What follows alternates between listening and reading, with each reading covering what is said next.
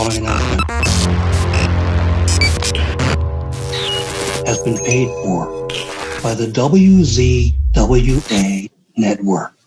Ladies and gentlemen, welcome to the WZWA Network and welcome to my review show here of the 18th edition of Impact Wrestling's Bound for Glory pay-per-view on October 7th, 2022 from the Albany Armory in Albany, New York. I'm recording this now at 1:26 a.m. So I'm pretty tired. I had a whole day at work. I couldn't watch the show until I got home. And I'll explain more about that as we roll through the show. Let's start off with the pre-show. And the pre-show, the one match that was on the pre-show that I saw on YouTube was Brian Myers defending the Digital Media Championship against a mystery opponent who turned out to be the former Fandango, aka Dirty Dango. I thought he was retiring, but hopefully he's not, because I think he's got more to give in the wrestling business. Wasn't sure about his blonde hair. I thought he looked like Tyler Breeze, which is, coincidental, I think. But yeah, I don't know about the hair, bro. It was a nice little match. I don't like the Digital Media Championship. I've made that clear for quite some time. It was a nice little match, but I was nodding off during it because I was so tired after my day at work. Myers won, and then after that, I went and had a nap. I couldn't keep my eyes open any longer.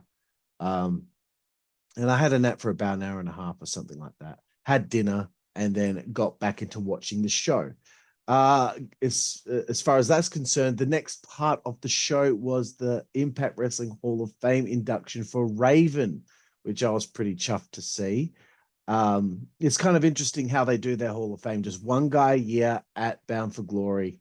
That's fine. I do prefer the banquet. I do prefer like a ceremony. But this is the way that they have to go about it. They're not going to be throwing in 4 or 5 guys a year because the company's only been around 20 years. There was a dude in the crowd with a whiteboard, and he wrote "Raven is a god," and I'm like, you brought a whiteboard, bro. So like every time a wrestler comes out, you quickly rub everything out and then write something like cool about them, and then you pop that up, hoping that you'll get either their attention or get on camera. Fuck you, bro. Okay. I get it. I remember seeing someone in WCW do that years ago in the crowd with a whiteboard. What an effort. Anyway, I didn't like how they were shooting Tommy's speech. The cameraman was doing this with the camera while Tommy's talking, like just constantly moving. It's just like, dude, just keep still. Who are you, Michael J. Fox? Keep still. What is wrong with you? It was like the cameraman was drunk. He wouldn't stop. Just hold it still. It's not hard. Hold it still. I'm still kind of moving a little bit there. No, that's still. He was moving the whole time. It was really annoying. Anyway, Raven came out, gave a nice little speech. I enjoyed this, seeing him kind of be honest about himself and who he is and the problems he's had, but and giving WWE a whole heap of crap for the way that they used him back in the day. That was fun. The most fun part about it was, finally after 28 years, him and Tommy Dreamer will finally bury the hatchet. No. He kicked him in the gut and DDT'd him on the stage. Great way to end that. And great way to end the pre-show. Let's get on with the actual pay-per-view.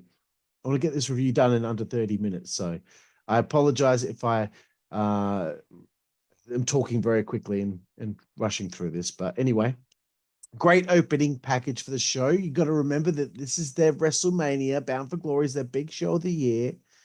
But I have to say, it's disappointing, though, that after such a great year of creative and so many great pay-per-views, especially earlier in the year, I mean, I still think Hard to Kill is the best pay-per-view any wrestling company has put on this year.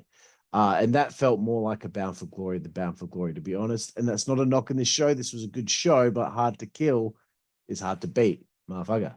But it's disappointing after such a great year of creative that the audience for Bound for Glory I mean, it's bigger than the usual crowd that they have for their pay-per-views, but it's not exactly like a huge crowd. I just wonder if they're ever going to be able to get themselves back to a level that they were once before. You know, I think people really sleep on Impact Wrestling because, you know, all the issues that the company's had over the years, they're pretty solid now. You got to give them a chance. Anyway, opening matchup, X Division Championship. Speedball Mike Bailey, the champion, defending against Frankie Kazarian. Mike Bailey made his entrance, and like they were doing some fun things with the entrances, and you know, people had some like wooden boards for him to kick during his entrance. And the first board that he kicked, it didn't break. I thought that was funny. But yeah, they should really, you know, do a little bit more of like a Cobra Kai kind of thing with Mike Bailey. You know, that would be fun. Considering it's topical right now. But anyway, so I found that funny. Anyway, great start to the match. Got to love that inside out moonsault that Speedball does that always gets a reaction from me.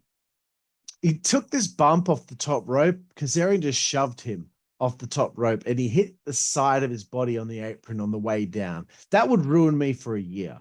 Like, and he's just taking this bump and it's just like a regular bump. That would ruin me for a whole year. I'd be in so much pain for so long, I guarantee you. So props to them for going all out in this matchup. And I think within a year, they've brought in Speedball Mike Bailey, and it feels like he's been there for years now. It feels like he's a part of the furniture, I suppose you could say, in Impact Wrestling. So he's done a good job. Great selling from both. They're not underselling what they've put one another through by bouncing back up immediately following a big spot. It's not hard to do that. Really not. Frankie kicking out of an Ultimo weapon. They were keeping me on my toes here in this matchup, biatch. Great false finish with that slingshot cutter from Kazarian. Fight forever chant. Shut up. Shut up. Please. Shut up. Not the best flux capacitor that Frankie hit on Speedball, which is kind of like a Spanish fly, but he is older now, so I'll let it slide. He had a cutter out of the Ultimo weapon attempt, which I thought was great, followed by a chicken wing. And I thought it was over there, but they kept going. And then, man, Frankie Kazarian won the belt. I really thought Mike Bailey was going to retain the belt in this matchup. So it was nice to have something that I didn't see coming. So congratulations to Frankie Kazarian. Already in the space of a month, been used better than he had been in his whole AEW run. And I've gone over it a million times about the Elite Hunter and how like he never actually hunted anybody, and he was made to look like a fool with that whole Sammy Guevara Ty Conti thing. He's back in a company that's going to treat him right, and in this era of his career, he needs to have the opportunity to sink his teeth into something important. Christ, backstage. Gia Miller didn't do many interviews on this show, but she did interview Mickie James. And again, with Gia Miller, I just want to say hubba, hubba. And then Mickie makes a promo, you know, stock standard shit. And I did kind of laugh at Gia Miller smiling as Mickie walked off, because I go over that all the time. Someone makes their point on an interview and then they walk off. The interview just goes, but Gia went, it's just say back to you at ringside. Anyway, let's get on with the next matchup. It's Mia Yim. She's taken on Mickie James on her last rodeo tour here. If she loses a match, she has to retire, a la Ric Flair from back in the day. Although hopefully when she does retire, she doesn't come out of retirement several times and ruin her legacy. I'm being mean, but you know, come on, Rick. Stop going on about retiring and regretting it, bro. No one wants to see you wrestle again, okay? The last match thing, that was a one-time thing. It was fun. Get over it, bro. It's done. We don't want to see you wrestle anymore. You can't move. Anyway, I like that they're making more of an effort with the entrances because it's a big show. It's Bound for Glory. The only problem with this stipulation that they have in this match, if she loses, she retires, is you kind of know who's winning ahead of time in these early stages of this story. So I don't foresee Mickie losing for at least a year. You know, I mean, if she's going to lose, she'll probably lose at the next Bound for Glory.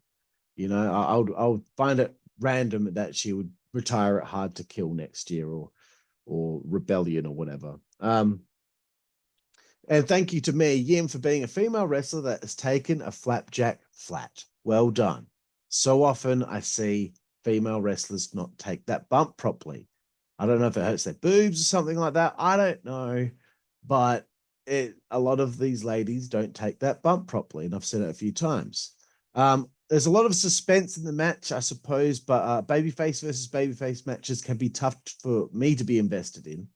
And I have a sneaky suspicion Mia is going to leave Impact soon, like so many people have. Morrissey, the Good Brothers, Jonah, like so many people have come through, and you get excited about them, and then they're gone. It's kind of sucks, these 6-month contracts that they throw on people. Anyway, the kiss that Mickie laid on Mia Yim while they're on the top rope, that woke me up. That got me interested.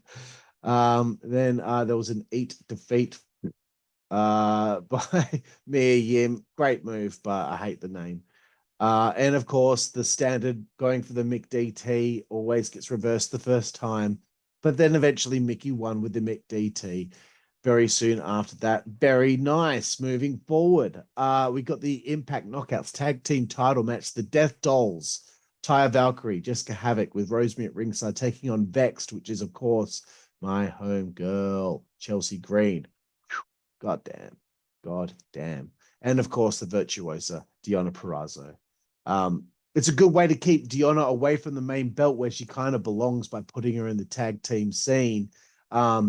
And I was surprised that they lost the belts in this match because it kind of like felt like they just started their run and now they've already dropped the belts. So these Impact Knockouts tag titles, like they've been hot potatoing these belts all year with Inspiration, The Influence, Taya and Rosemary, now Vexed, now the Death Dollz. Jeez, man, you got to get some new teams in there. You only got 2 teams, it seems, right now. Because I think the Influence is gone because Madison Rain's in AEW now. I don't know what's going on with what I always forget her name. Tenille Dashwood. I don't know if she's still there. I don't watch the show every week, so I have a hard time keeping up with who's still there and what's going on. But geez, man, like you got to get some more female teams there for this tag division to really have a place in the company, you know. So who knows where it's going to go from there? But it was a good, entertaining start to the match. I also was thinking Chelsea Green needs to kind of break out at some point and win a main singles title at some point. I think she's really good. I'm not just biased because I think she's incredibly sexy, but I think she's really good. She's a great heel. And at some point she needs to break through and finally become like the top dog of a wrestling company. So yes, again, great finish. Surprised that the title reign ended so short, but the story is clearly about Jessica right now, Jessica Havoc, and this new kind of edge to her character, which I think is really interesting and something different than what they were doing before with the Decay. Anyway, let's move forward. Impact World Tag Team titles. I don't know about having a tag match follow a tag match, but whatever. Motor City Machine Guns are challenging the Kingdom, which is Mike Bennett and Matt Taven with Maria at ringside. I thought this should be good. And I thought if Motor City Machine Guns win, I thought Eddie Edwards was going to lose. So I was kind of like mixed up about this because I wasn't sure about this On No More storyline going forward and if they were going to claim, the 2 main championships in this company on this show. But I think just calling the Kingdom is a better name than the OGK. The OGK is all well and good, and they still call them that, but I think the Kingdom sounds really prestigious. One thing I noticed in this match I was quite impressed with was Chris Sabin in his quickness. He's still very quick considering how long he's been in the game. It was good to see some solid tag team wrestling taken seriously. And I honestly believe that this was like Motor City Machine Gun's best tag match this year. I saw that AEW performance. I've seen a couple other matches of theirs this year, and I wasn't too 100% chuffed with them. I mean, they weren't bad, but this was a fantastic match. Bennett and Taven accidentally hitting each other 3 times popped me. 2 missed clotheslines, and then an elbow drop from Mike Bennett on Taven during a pinfall attempt. Great stuff. I did laugh at the fact that Matt Taven's knee strike is called just the tip. That's so stupid.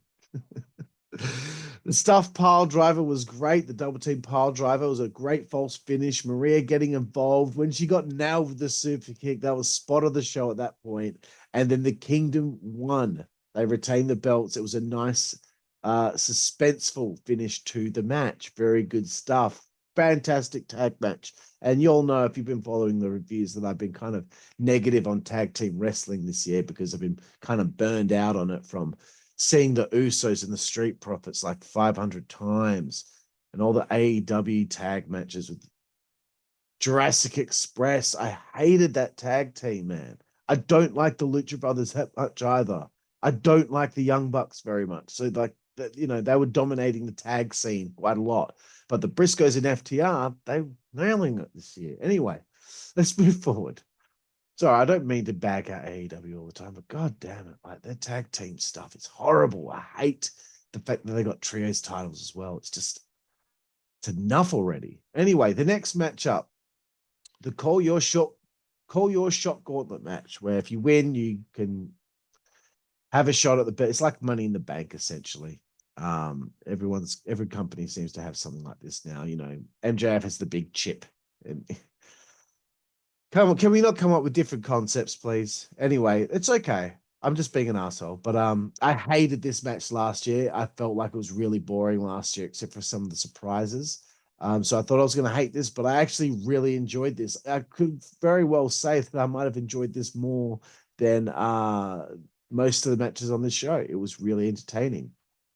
So I knew it was going to be long, and I was already kind of tired. As I said, I started recording this at nearly 1:30 in the morning. It's now nearly 1:45 in the morning.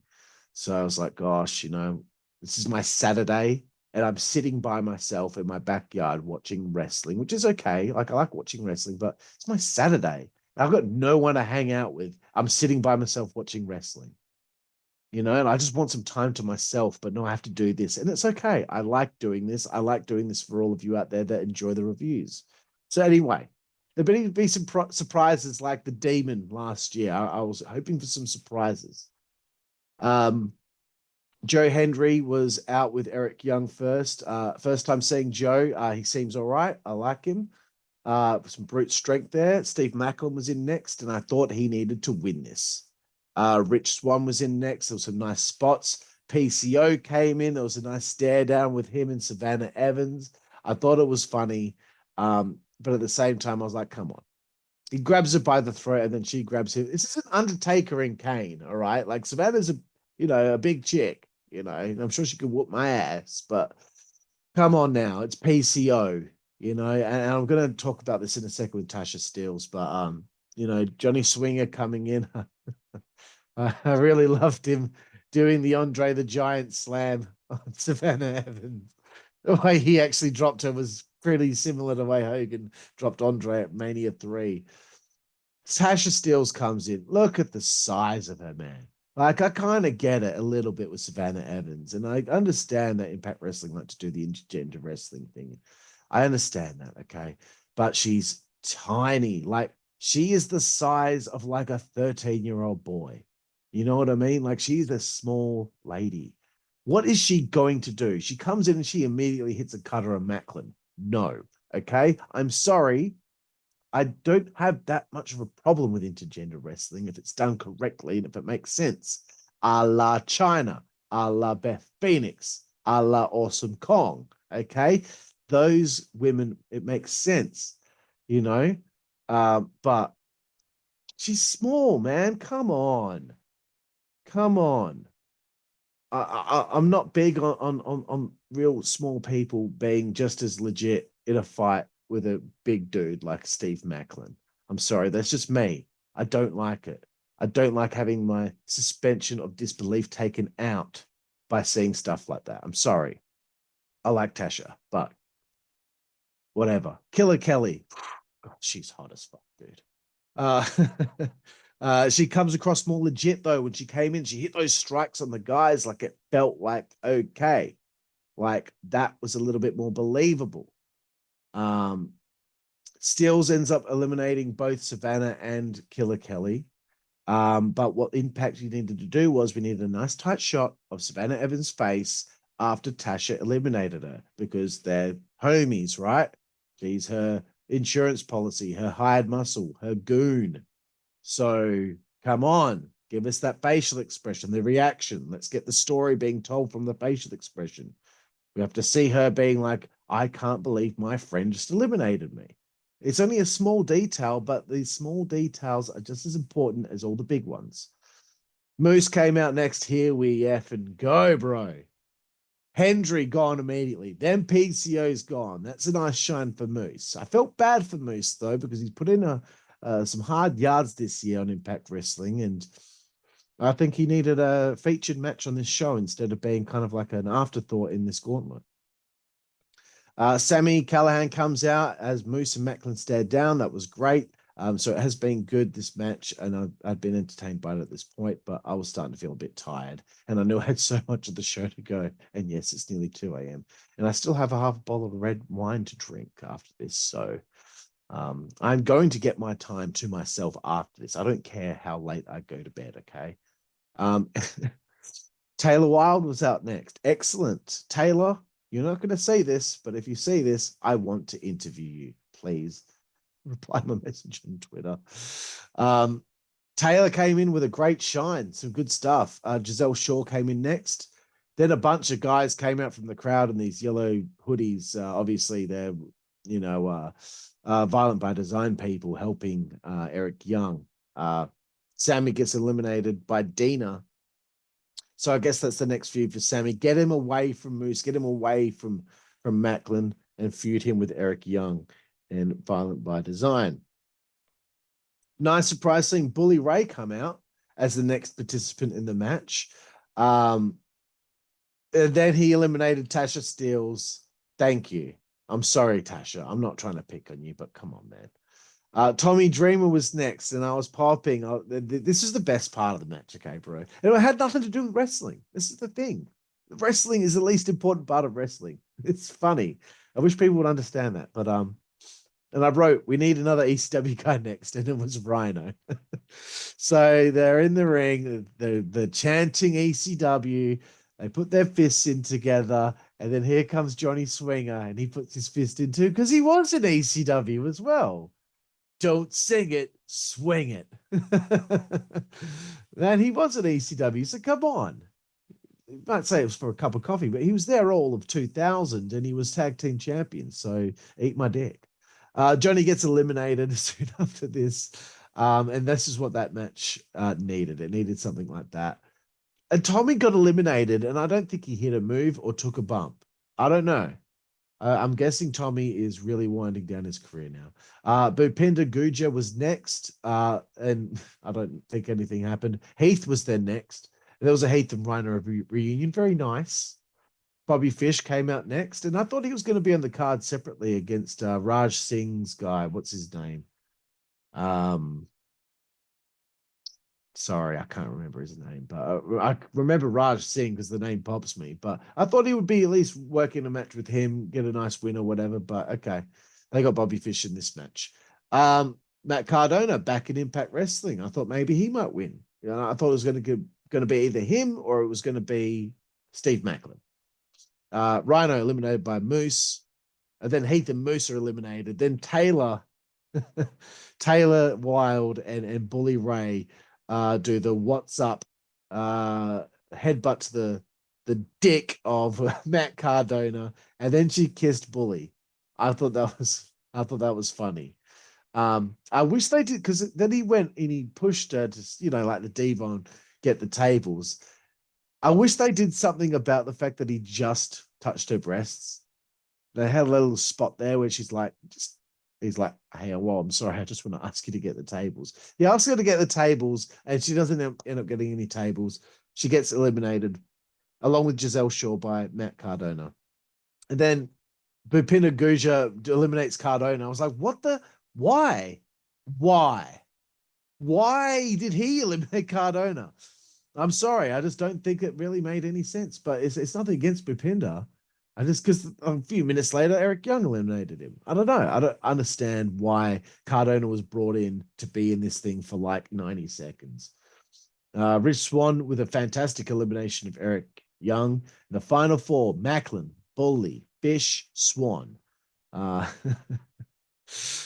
thought Macklin has to win this. Surely he's the rising young dude, and you know he's been a great heel. He's done a great job this year, and it's his time, I think, to really start moving up the rankings of Impact Wrestling to the top. Swann was out, eliminated by Macklin.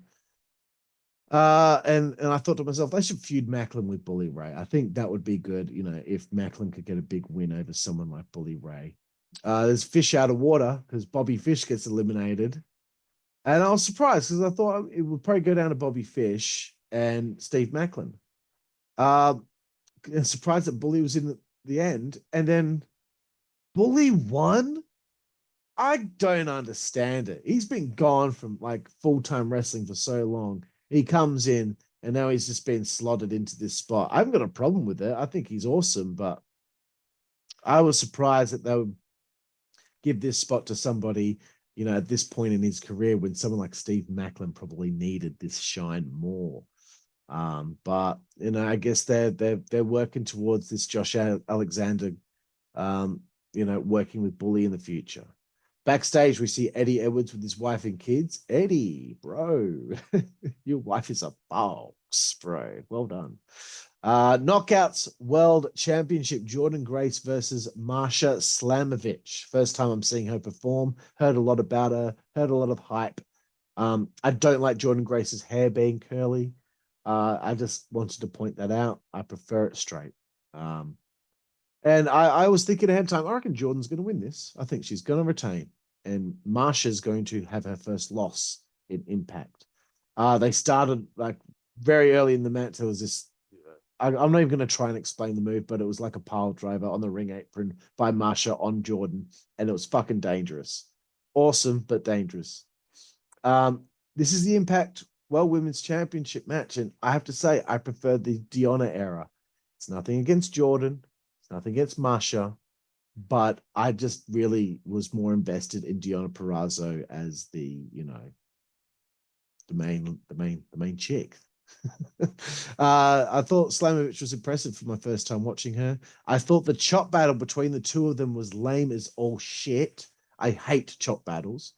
But props to Impact Wrestling. 3 featured women's matches, plus the women being in the Gauntlet. Impact and NWA continue to emphasize women's wrestling, bro. Masha hit a destroyer. I no longer react to that move. I see it happen. I go. It's like watching someone hit a vertical suplex. Like, whatever, you know. Well done, industry. You've destroyed Petey Williams's move. You destroyed the destroyer. It was a great vertebraker by Jordynne Grace. Grace driver, kick out. There's some nice suspense here. Big rope break after the snowplow by Masha. Masha. Jordynne wins with this sick move off the second rope. I guess it's the Grace driver, something similar to that. And she retained. I was right. Eat it. Main event time, baby. Oh man, I was going to try and get this under 30 minutes, and I don't think I'm going to be able to. But main event, Impact World Heavyweight Championship. The walking weapon, Josh Alexander, the best world champion in the business today. And I would say this year he is numero uno as far as performers are concerned in the ring. Taking on Eddie Edwards from Honor No More. One thing I want to say, we needed a hardcore match on the show. We need those different flavors. Look at Hard to Kill, that pay-per-view from earlier this year that had all the different flavors that you freaking needed. And we didn't quite get that for Bound for Glory, and it's okay. We didn't need an Ultimate X match. We didn't anything like that. But I think we needed a hardcore match with some tables, something like that happening. And there was a table coming out after this matchup, and no one went through. It was really disappointing. Anyway, these two care about building a matchup. They knew that they were going to go 30 plus minutes. I wasn't writing many notes. I was just invested and wondering what was going to happen because the Honor No More storyline, as the year has gone by and as we have learned, bro, like different things are happening. You don't see it coming. I thought maybe they might get a new member or something here today, but they didn't. They probably have enough. But yeah, I was invested in what was going to happen because the story that played out through the whole year has invested me over the long term. Well done, Impact Wrestling, not fucking hard.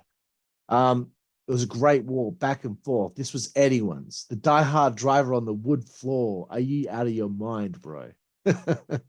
Josh, yeah. Going a million miles an hour, bro. Well done. Um, he hits this running Alabama slam into the corner, and that was nuts, dude. Uh, Best spot of the match. Multiple German suplexes in the ring.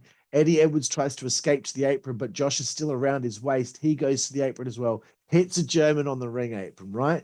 They fall off the ring apron. He's still holding on. He hits another German onto the floor, and he's still holding on, and he ends it with a freaking German onto the ramp. That was awesome. I bet Kurt Angle wishes he came up with that spot. That's the first time I've seen something like that, and I really liked it. Soon after, followed by a patented powerbomb backbreaker from Josh Alexander. I thought Josh should win this, but if Eddie won, it would have helped the Honor No More story. But who knows what's going to happen going forward. C4 spike counter and of course Honor No More attack. No, he hit the C4 spike and they attacked. Kenny King low blows Josh. I was wondering, where's the impact, boys? I know they're coming out later, but at this point it was really important that maybe someone look out for Josh. Second official in the ring, we get a knee to the head from Eddie Edwards. Kick out. Josh's nose is soon after this busted wide open and just hissing out with blood, bro. It was wicked. I was on the edge of my seat, man. They did good. They built this up so well. They did good. C4 spike again from Josh Alexander, and it was over. I'm not really selling enough how much great suspense and how many great false finishes this match had. Honestly, they did a very good job. I knew though there was 5 minutes left in the show, so something's going to happen. And I don't know more. Attack Josh Alexander. Rich and Heath try to make the save. They get beaten down. I wrote Bully is going to save him, isn't he? And he did. He came out, but it looked like he was going to cash in. But then I was like, no, he's not. He's not. He's gonna turn and attack the On No More guys. Know it. Saw it coming. Sorry. You did very good impact with this show, but I saw that one coming. But I think someone should have gone through that table. Kenny King, powerbomb him through the table. I don't care. Someone should have gone through the table before those two, Bully Ray and Josh Alexander, had their stare down. So hopefully this leads to a big time main event match between Josh and Bully. Sorry, I needed a burp then. At a future pay-per-view. But bro, this was a great show. It wasn't amazing. It didn't feel like a Bound for Glory. It didn't feel like a WrestleMania. So that's kind of gives a few negative marks. I'm going to give this rating. I'm going to give it a 7 out of 10. It wasn't amazing, but it wasn't bad either. It was a fun show.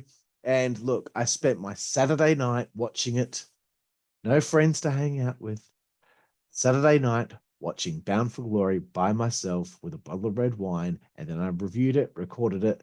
And you're going to be seeing this very, very soon on YouTube once I'm done recording this shit, okay? I am tired.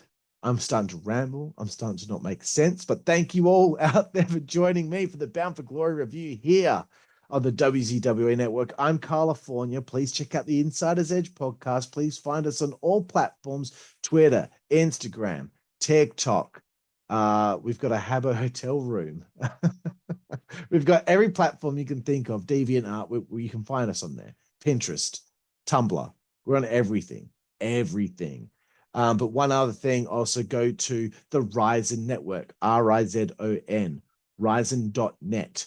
Go into the chat room, #Pro Wrestling, a great bunch of people that I always talking to in there from, all over the world. So thank you again for joining me for this review. And I'll see you bloody hell tomorrow for Extreme Rules. More wrestling. Yay. Thank you again, everyone, and we will see you down the road. Network, that's the way we like. Good God Almighty. Network, that's the way we like. Get puppies.